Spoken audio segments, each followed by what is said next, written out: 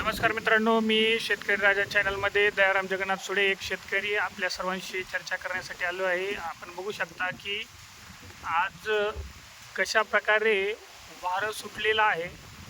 हे अवकाळी वादळ असल्यासारखं आहे, त्यामुळे आज आंब्याला जी छोटी छोटी आंबे लागली आहेत ती गळत आहेत। बरंच काही आपल्या शेतकरी बांधवांचं नुकसान होत आहे। बऱ्याच ठिकाणी आपण बघू शकता, या ठिकाणी पाहून घ्या की कशी आंब्याची ही आंबी छोटी छोटी आंबी लागलेली पडलेली आहेत। बऱ्याच ठिकाणी आहे, म्हणजे शेतकऱ्याचं कमीत कमी 50% आसपास हे नुकसान तर आता ह्या क्षणाला होत आहे। बघा ही कैरी किती लहान लहान कैरी आहेत, हे बघू शकता। हे बघा कशा प्रकारे हे लहान लहान कैऱ्या आपल्या तुटून पडत आहेत। त्यामुळं बरंचसं नुकसान आपलं यावर्षी होण्याची शक्यता दाट आहे।